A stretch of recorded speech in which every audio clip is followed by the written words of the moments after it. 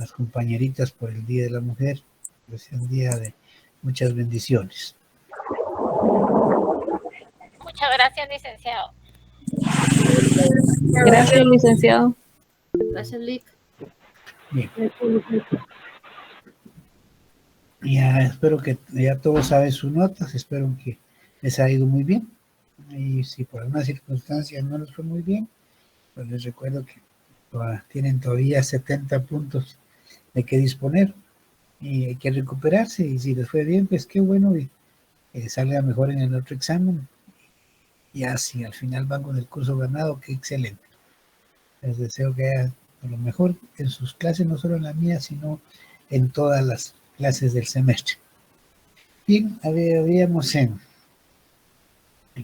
hablado del tema de los órganos jurisdiccionales y habíamos dicho que pues constituyen las instituciones o las personas encargadas de administrar justicia, es decir, de resolver los conflictos que se plantean entre los particulares con el fin de mantener la paz y la armonía social. Habíamos mencionado también cómo se integraban estos órganos funcionales, mencionamos lo que era la elección popular, el nombramiento por el Ejecutivo, el nombramiento por el Judicial, el concurso y el nombramiento por el Legislativo, a través de lo que vimos como eran las comisiones de postulación. Ahí nos habíamos quedado en la clase anterior. Vamos a ver hoy lo que son, cómo se clasifican los órganos jurisdiccionales. Y vamos a ver la clasificación de unipersonales y colegiados. Cuando estamos ante el frente de un órgano unipersonal, uni es uno, ¿no? Personal, persona, entonces una persona. El tribunal o el juzgado, como le quieran llamar, es unipersonal cuando al frente del mismo se encuentra un solo juez, es decir, una persona ejerce la función de administrar justicia, pero no olvidemos que él solito no está ahí, tiene el personal que le auxilia para realizar su función, el secretario, notificadores, oficiales, comisarios. Es decir, ese personal auxiliar está en toda clase de tribunales y en este unipersonal ahí está su personal auxiliar. No se les olvide. Son los jueces de primera instancia y los jueces de paz, aunque en la actualidad ya hay juzgados de primera instancia que son colegiados, pero la mayoría de tribunales de primera instancia siguen siendo unipersonales. Lo mismo sucede con los juzgados de paz, que son unipersonales. ¿Y dónde encontramos eso? Pues primero que nada, los juzgados de primera instancia los encontramos en la ley del organismo judicial, específicamente en el artículo 94. ¿Quién me ayuda? Perdón. En el artículo 94, ley del organismo judicial. ¿Sí, Ingrid? Yo, Lick, si quieres se lo leo yo. Por favor. Muy bien, ahorita se lo leo. 90, ¿qué me dijo, perdón? 94. 94, muy bien. Competencia. Artículo 94, competencia. La Corte Suprema de Justicia determina la sede y distrito que corresponde a cada juez de primera instancia y donde hubiere más de uno. Les fijará su competencia por razón de la materia, de la cuantía y del territorio. Gracias, Ingrid. Si llevaron la lectura, se dieron cuenta que dice que en la Corte determinará, dice, la sede y distrito que corresponde a cada juez de primera instancia. Quiere decir que en los juzgados de primera instancia hay una sola persona, un solo titular. Y habla de donde hay más de un juez, es porque hay más de un tribunal de primera instancia, por razón de la cuantía, por razón del territorio, por razón de la materia. Pero los jueces de primera instancia, en términos generales, son unipersonales. Y lo mismo sucede con los juzgados de paz, son unipersonales. Ahí solo un juez es el responsable de administrar justicia, lo encontramos en el 101 y en el 102 de la ley del organismo judicial. ¿Quién nos ayuda con el 101?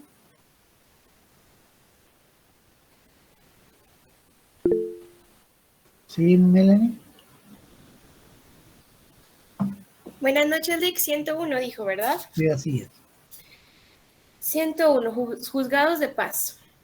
Los juzgados menores se denominan juzgados de paz, a menos que por su especial naturaleza, la ley o la Corte Suprema de Justicia les dé distinta denominación. La Corte Suprema de Justicia establecerá los juzgados menores en el número y en los lugares que considere convenientes a la buena administración de la justicia. Aprovechemos que está usted, miren, y léanos el 102. Muy bien, Lick. Artículo 102, sede. En cada cabecera departamental debe haber por lo menos un juzgado de paz. En lo que respecta a los municipios, la Corte Suprema de Justicia, cuando lo considere conveniente, puede, atendiendo la distancia y el número de habitantes, extender la jurisdicción territorial de los juzgados de paz a más de un municipio. La Corte Suprema de Justicia podrá fijar sedes y distritos con independencia de la circunscripción municipal. Gracias, Melanie. Es decir, estos dos tribunales de paz y de primera instancia son unipersonales. Al frente de ellos existe un solo juez. Pero les acabo de mencionar que específicamente en el ramo penal hay tribunales de primera instancia que ya son colegiados. Es decir, hay más de un juez. Pero la regla general es esa. Apunten ahí para que se les quede ya en sus notas cuáles son los unipersonales. Reiteramos, uno, ¿verdad? Personal es una persona.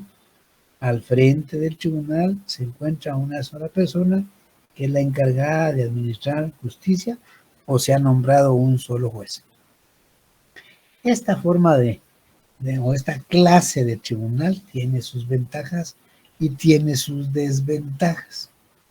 Entre las ventajas que más resaltan es que pues, los jueces, como son solitos, solo hay un juez, no tiene con quién discutir, ni con quién hablar, ni con quién que compartir la función jurisdiccional, es de mucha responsabilidad para el juez.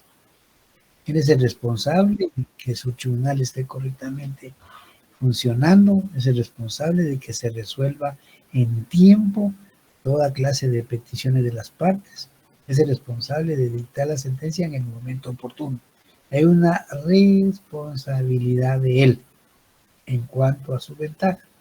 Consecuencia de esa ventaja de responsabilidad, pues tiene que existir otra ventaja que es la rapidez en la resolución de los procesos.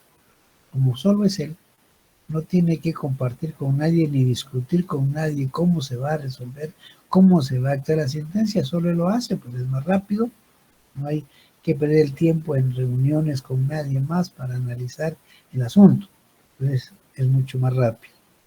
Así también se le señala como otra ventaja que es económico. ¿Para quién? Pues es económico para el Estado, porque solo desembolsa un salario para un juez y no varios salarios para varios jueces de un mismo tribunal. Claro, hay varios jueces, pero en distinto tribunal y es más económico para el Estado.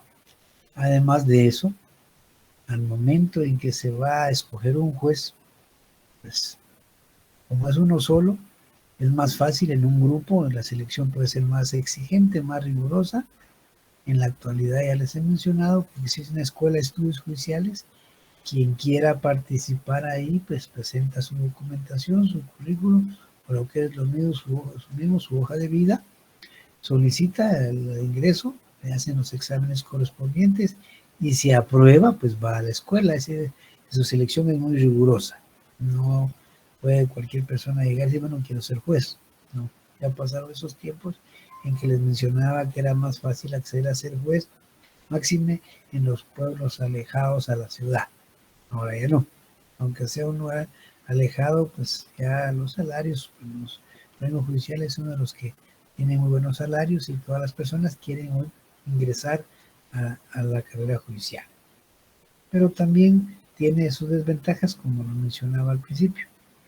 Y la desventaja más grave que se le ha señalado es que algunos, por suerte no todos, ¿verdad? Algunos jueces incurren en delito de prevaricato o de cohecho. Es decir, él sabe que está cometiendo una ilicitud, una ilegalidad. Pero eso se refiere pues a aquellas personas que no han tenido una preparación moral y académica correcta. Entonces ustedes deben de prepararse bien para evitar eso. El prevaricato, ¿a qué se refiere? Pues es cometer delitos, emitir resoluciones contrarias a la ley, sabiendo claramente que es contraria a la ley. Ese es prevaricato. Y el cohecho puede ser activo y pasivo, ya sea porque el juez pida alguna ventaja económica o de otra naturaleza para favorecer a alguien, o que una de las partes o las partes le ofrezcan para que resuelva en determinado sentido.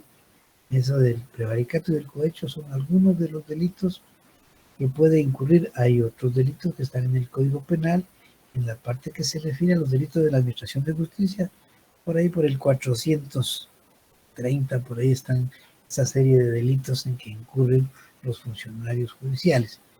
Entonces, cuando un juez no es solo y si no tiene la calidad moral suficiente ni la preparación, va a decir, puede incurrir en esos delitos. Además de eso, pues también puede cometer errores y equivocaciones, eso independientemente de un delito, pues que no hay en su mente ninguna intención de cometer delitos, pero puede equivocarse, es un ser humano, como todos, puede cometer errores fácilmente. Eso pues a las personas les da desconfianza, ¿verdad? Que pueda cometer un error, porque no hay con quien discuta el asunto. Y además, les mencionaba que antes en los pueblos lejanos no existían abogados como jueces de paz, sino que eran estudiantes y en algunos casos ni estudiantes de derecho, porque no se iban por las distancias y lo difícil del acceso a los lugares, pues se nombraba alguna persona que estuviera ahí, que tuviera por lo menos el nivel medio.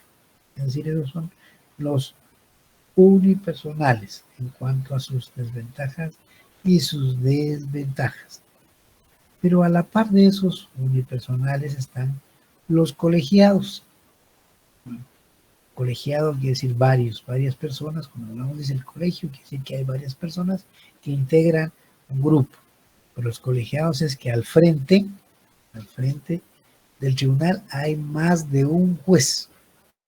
Y aquí en el caso nuestro, pues encontramos a la Corte Suprema de Justicia, encontramos también a las salas de apelaciones y a la Corte de Constitucionalidad. Esos son los tribunales colegiados, están integrados por más de un juez.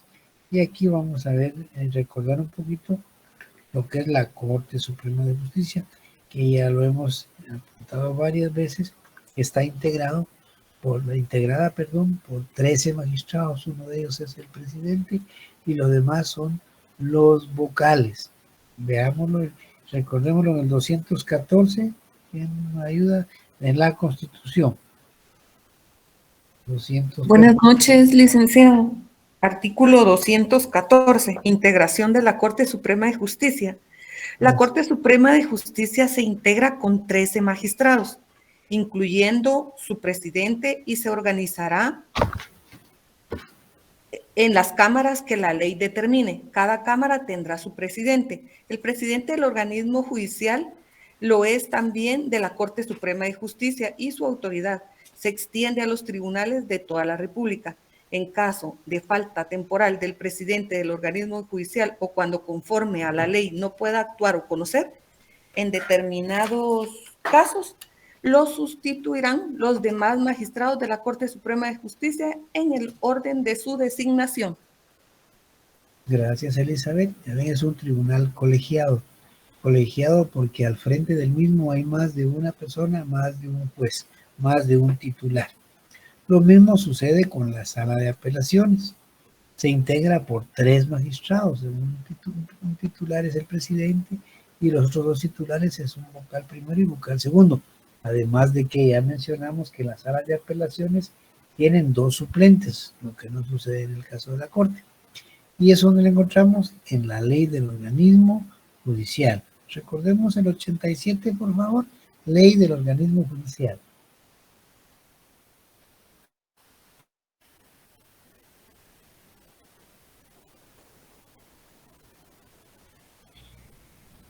Artículo 87, dijo, licenciado. Sí, Rosa.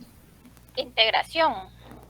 Cada sala se compone de 3 magistrados propietarios y 2 suplentes para los casos que sean necesarios, y será presidida por el magistrado que designe la Corte Suprema de Justicia.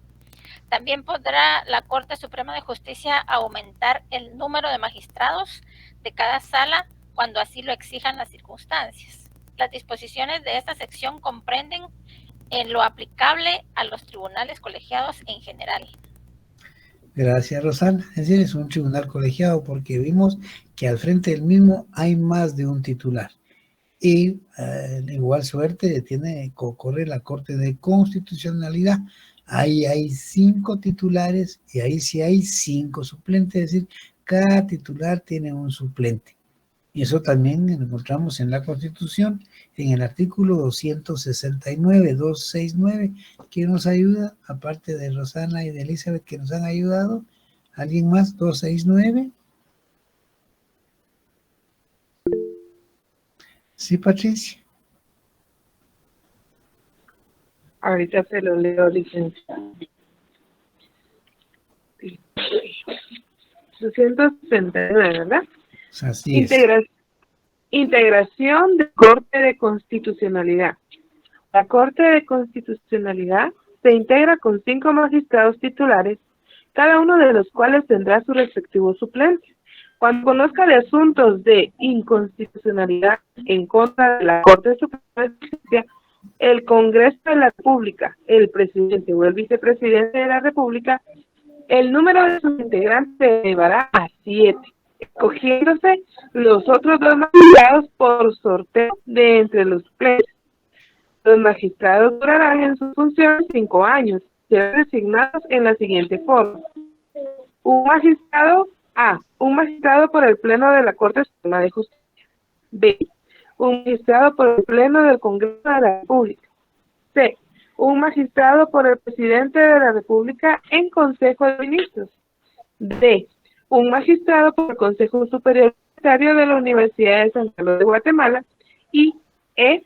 Un magistrado por la Asamblea del Colegio de Abogados. Simultáneamente con la designación del titular, se hará la respectiva suplente ante el Congreso de la República.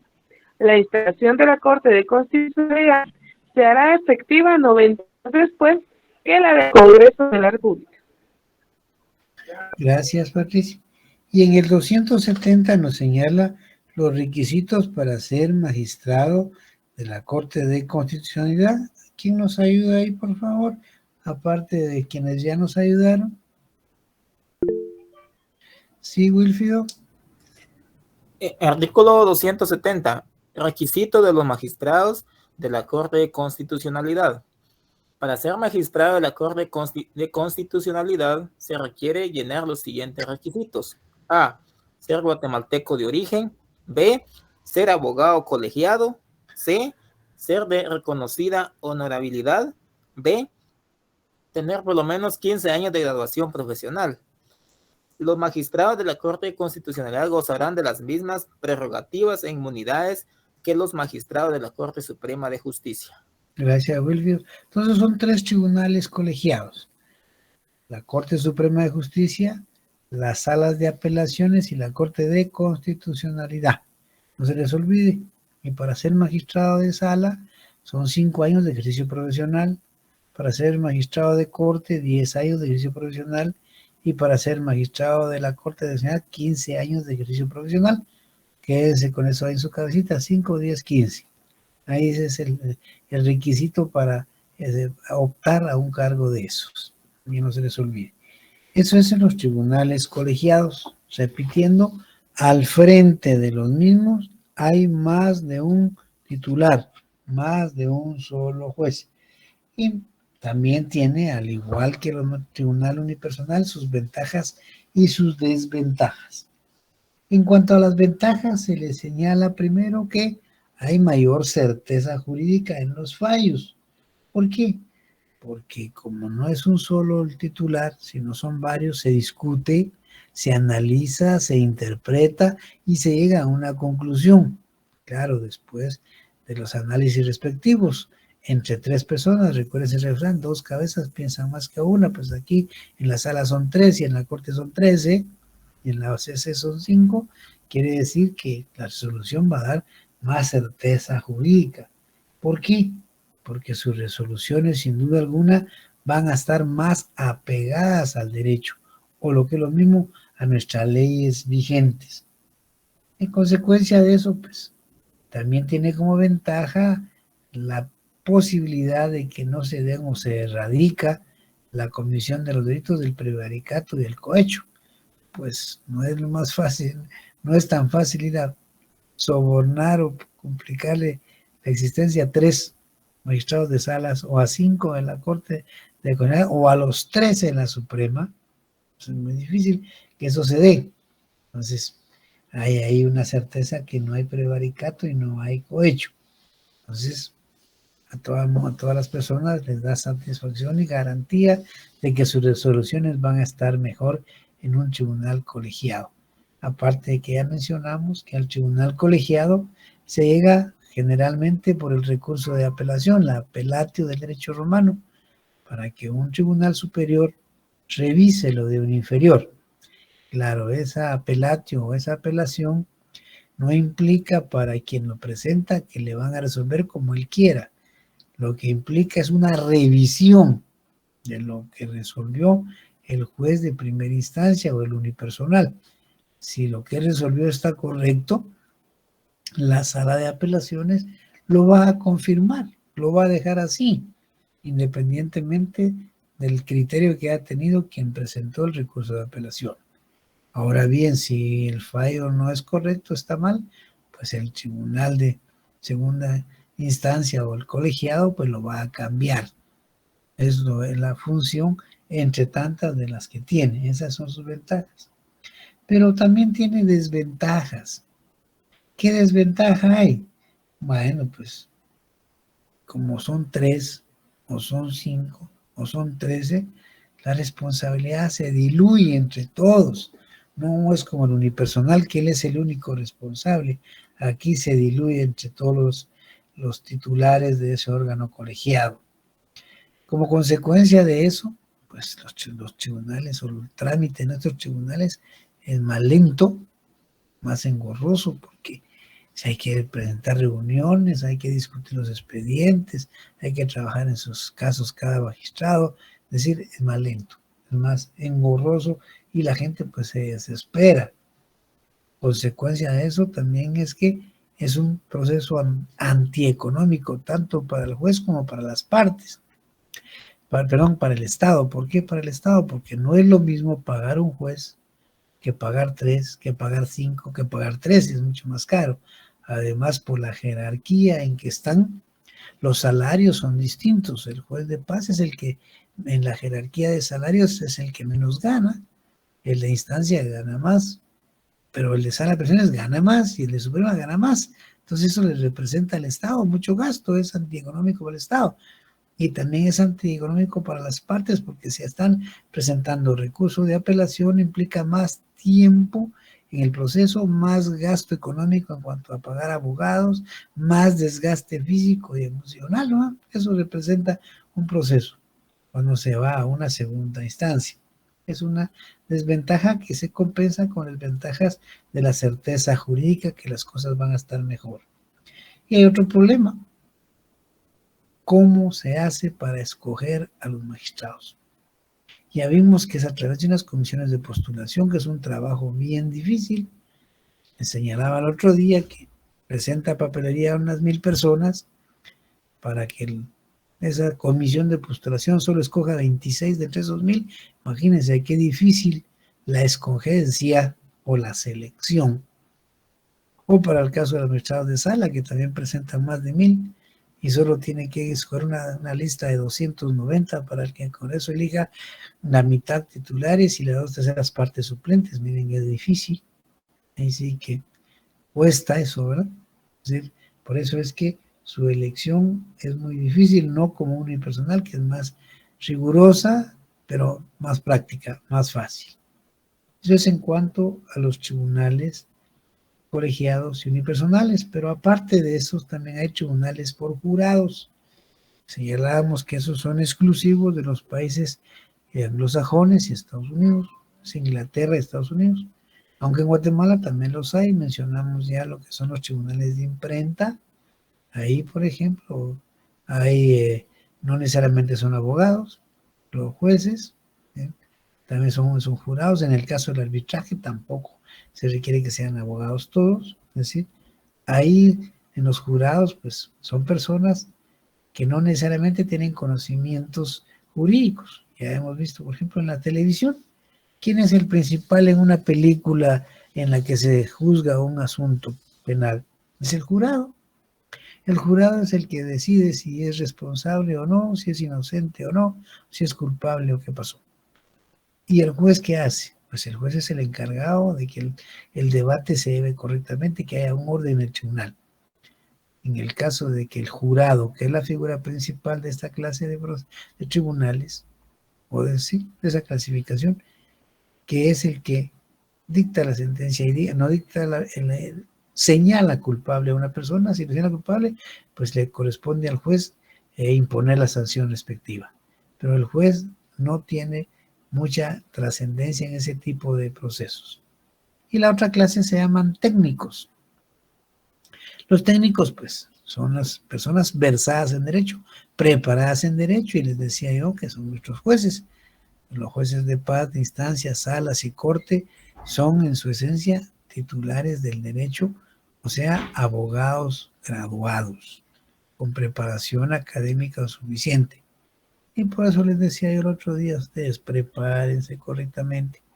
No solo ganen sus cursos, no se trata de eso, se trata de aprender a conciencia, porque ustedes van a ser los futuros jueces, ustedes van a ser los futuros magistrados, porque los que hoy están en esas funciones un día tendrán que jubilarse, es decir, se tiene que dar el paso a las nuevas generaciones y hay que ir ahí. Alguien tiene que hacerlo y ustedes son los llamados a hacerlo. Además, recuerden que San Carlos siempre ha tenido un prestigio que hay que mantenerlo, cuidarlo y elevarlo. San Carlos siempre está en las magistraturas, en los juzgados. Miren la Corte Suprema actual. Los magistrados son 13, pero en la actual, por renuncia de algunos de ellos, solo quedan 10. Pues de esos, me atrevería a decir que 7 u 8 quizás son de San Carlos. Es decir, vean la responsabilidad histórica que tiene el abogado de San Carlos. Entonces, por favor, ustedes van a estar ahí, prepárense lo mejor que se pueda para ejercer una función importante para el país, como es la administración de justicia. Eso genera paz y seguridad y armonía social. Además de estas clases de órganos que vimos, jurados, técnicos, colegiados, unipersonales, también vamos a conocer lo que se llama la única y la doble instancia. ¿A qué se refiere eso de la única y la doble instancia? Pues la única instancia es cuando un proceso se conoce una sola vez por un solo juez, esa sentencia la dicta y ahí termina. No hay posibilidad de ninguna revisión por nadie. Es decir, la appelatio del derecho romano, hoy en nuestro sistema legal la apelación no existe en la única instancia. El juez falló y no nos queda otra más que aceptar su fallo, porque son procesos de menor importancia, sencillos, en lo que se está discutiendo no es trascendental. Por ejemplo, si una persona es detenida en estado de ebriedad, pues es una falta a las buenas costumbres, pueden poner una sanción, que se dio 3 meses, por ejemplo, de prisión, o paga, que se digamos, 10 quetzales o 5 quetzales diarios para que salga. Pues no hay quien revise eso, porque no hay mayor trascendencia. La persona responsable pues tendrá que cumplirlo, o en el caso de que alguien maneje sin la licencia de conducir o sin licencia de conducir vigente que haya vencido, pues sanciones. Y de ahí no hay que discutir más, solo se le pone la acción y la paga y se acabó. No se puede ir a un juzgado superior a que revise, porque el costo de esa revisión implica demasiado alto para el Estado y para las personas. Esa es la única instancia. El proceso se conoce una sola vez.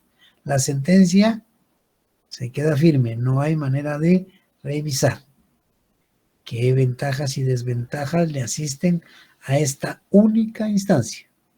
Pues la primera ventaja es que el bajo costo en la administración de justicia Sí, ya no hay que gastar mucho, es un juez unipersonal, es económico para el Estado y también para las personas porque no se va a gastar mucho en el trámite, es de bajo costo, así de simple.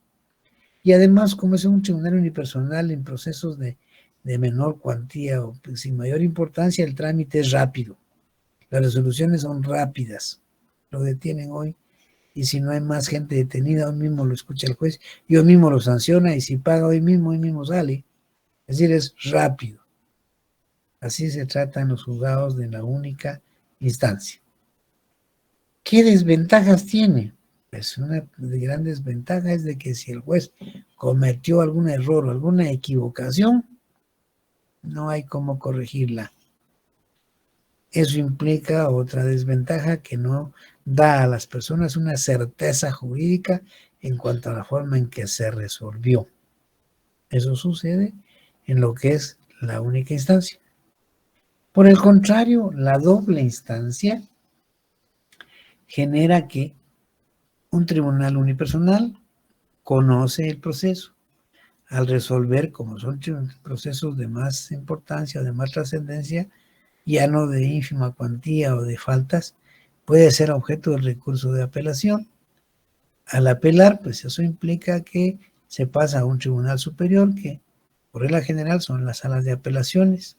Ellos revisan y como les mencionaba hace un rato, un tribunal de segunda instancia revisa y si las cosas están bien, así se queda. Por el contrario, si están mal, las cambia. Y esta doble instancia tiene sus ventajas y también tiene sus desventajas. La primera gran ventaja es que se revisa lo que dispuso un juez inferior por un superior que es colegiado y que puede analizarlo más de una persona. Al existir ese tribunal superior, pues se elimina o por lo menos se reduce en un gran número la posibilidad de que se cometan errores o equivocaciones. Puede hacerse ahí. Si hubo un error, pues se corrige, se modifica, se amplía, o lo que sea. Ahora si todo está bien, solo se confirma. Eso implica para las personas certeza jurídica. ¿Sí? Tiene más confianza porque ya un tribunal superior fue quien resolvió el asunto. ¿Pero qué desventajas tiene? Pues ya la segunda instancia, como hemos mencionado, es formado por más de una persona. Eso implica que se diluye la responsabilidad, como lo vimos en los tribunales de colegiados. Ya vimos también que es antieconómico para el Estado y para las partes y su selección es muy difícil, es decir, su selección es personal o de sus jueces. Eso es una desventaja aparte de que el trámite puede volverse lento o muy engorroso. Pero esa doble instancia, o dos instancias como se le llama, tiene su fundamento primero que nada en la Constitución y también en la ley del organismo judicial. Primero que nada vamos a leer la Constitución. ¿Quién nos apoya con el 211?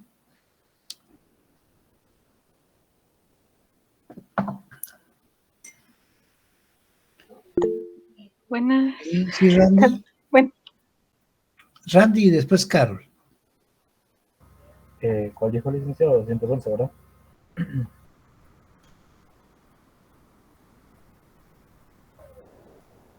Buenas noches, licenciado, ¿me escucha? 211, Randy. Constitución. Instancias en todo proceso. En ningún proceso habrá más de dos instancias y el magistrado o juez que haya ejercido jurisdicción en alguna de ellas no podrá conocer en la otra ni en casación en el mismo asunto sin incurrir en responsabilidad. Ningún tribunal o autoridad puede conocer de procesos fenecidos, salvo los casos y formas de revisión que determine la ley. Gracias, Randy.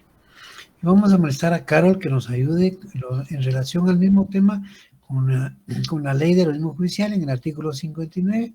A ver, Carol. ahorita licencia, ahorita lo busco.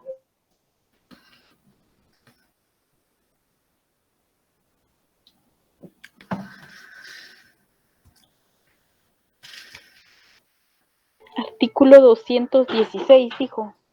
No, en la ley judicial, el 5959, ley del organismo judicial, Carol. Muy bien, licenciado.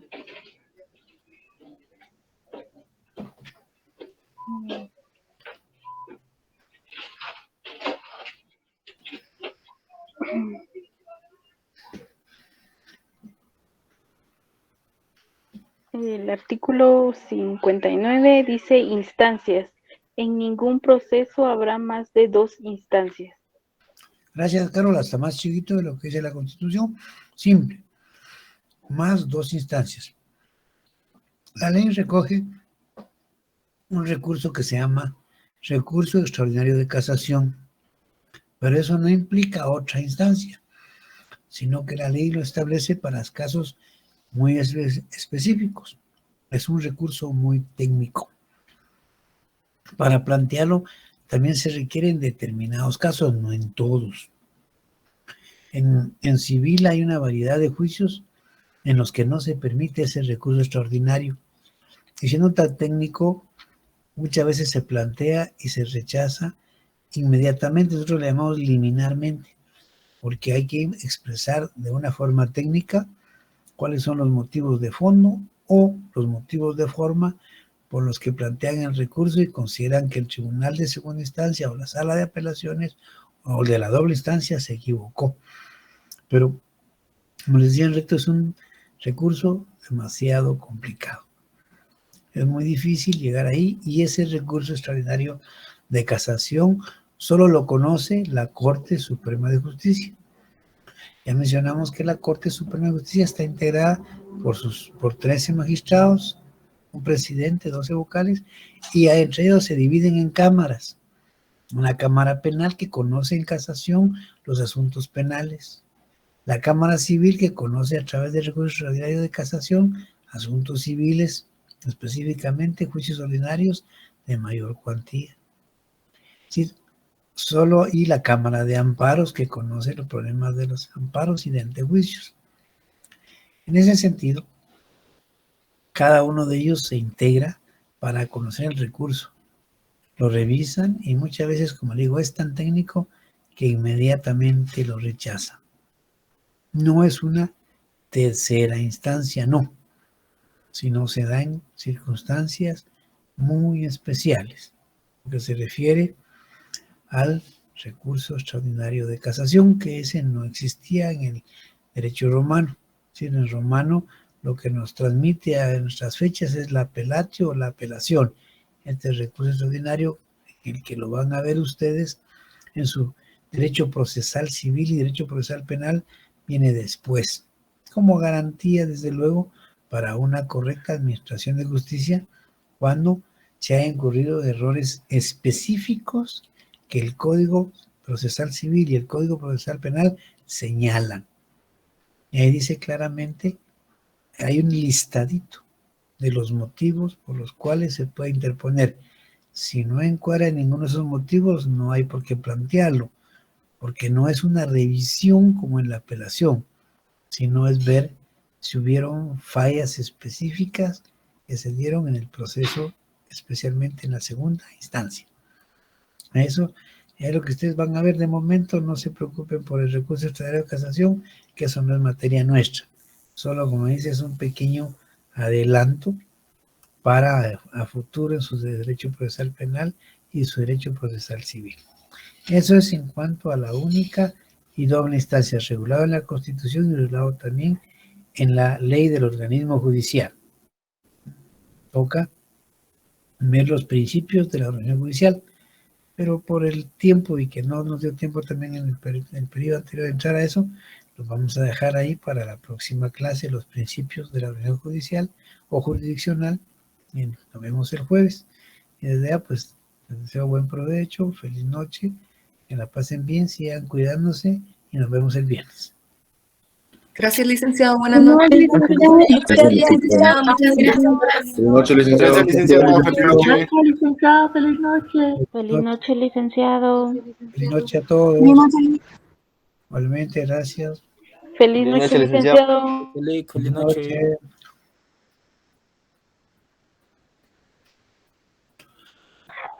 Feliz noche, licenciado. Feliz noche, Carlos. Feliz noche, Jania. Feliz noche. Feliz noche, licenciado, que descanse. Igualmente, Jamie. Feliz noche, Madeline. Una consultita. Sí, Wilfrido. También en la Cámara Civil ve temas de casación en temas tributarios. Yo tuve a la vista un expediente de eso de usted y vi que resolvió la Cámara Civil. No sé si en todos Así es, los casos. ellos conocen la casación en materia tributaria. Entonces sí, ok. Cabal vi el Y expediente. también en materia contencioso administrativo. Excelente. Gracias. Vaya, Wilfrido.